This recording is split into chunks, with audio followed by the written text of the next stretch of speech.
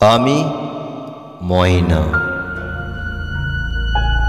হ্যারিকেনের আলোয় আমার নিঃশ্বাস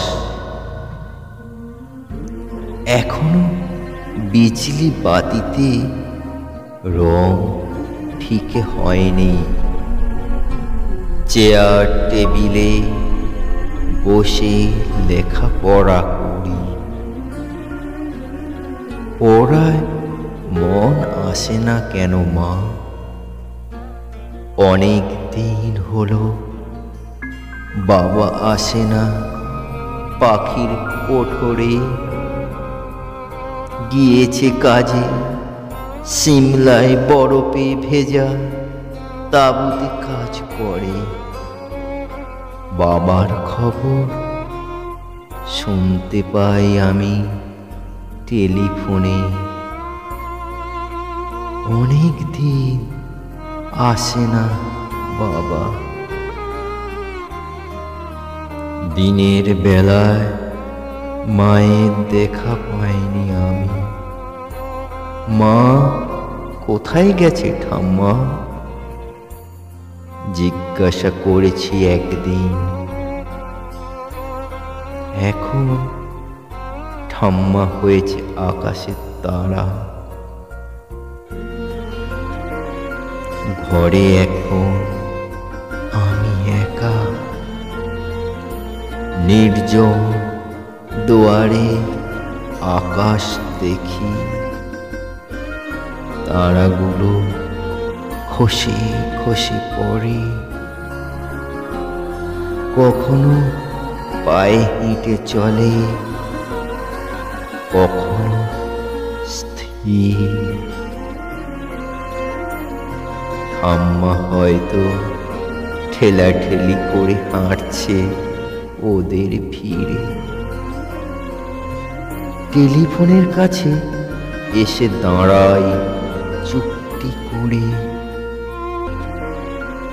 কখন রিংটোন বাজবে, বাবার কথা আসবে। শুতে ভালো লাগে না আমার। মা কেন এলো না বাবা? সেই সাত সকালে হুইসেল দিয়ে ট্যাক্সি এলো। মা বেনারসি পরে কাজে বেরোলো। আমি এখন একা দক্ষিণা বারান্দায়, দরজার পাশে গুমোট গরম নিঃশ্বাসে মায়া দিদি রান্নার সময় বলতে গিয়েছিল আমায়, মা আসবে, আদর করবে। চুমু খেয়ে দু হাতে বুকে করে তুলে নেবে। মা তো কই এলো না। আমার ঘুম আসে না।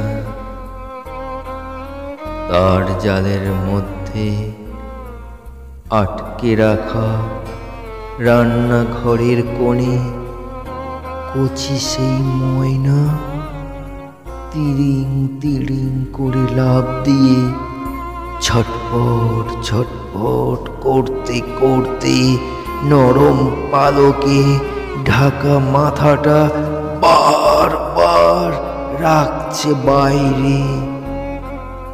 বাটিতে তার ভর্তি খাবার, জলের পাত্র কোনায় কোনায়, তবুও তার ঘুম নেই দু চোখে।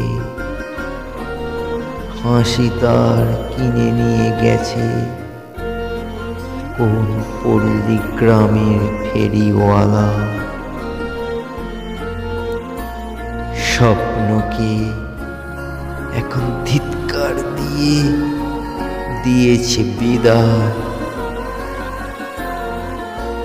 খাঁচার পাখি, কষ্ট তোমার মতো।